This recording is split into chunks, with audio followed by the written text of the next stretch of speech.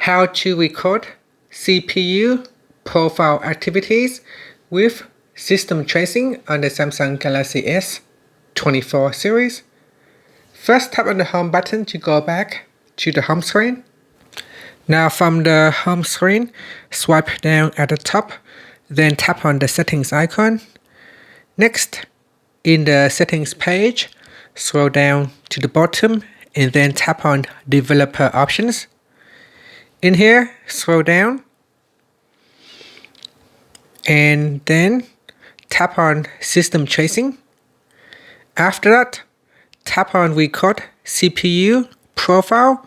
Tap on the toggle button to turn it on, switch it off, and that's it. After that, tap on the back key or tap on the home button to go back to the home screen.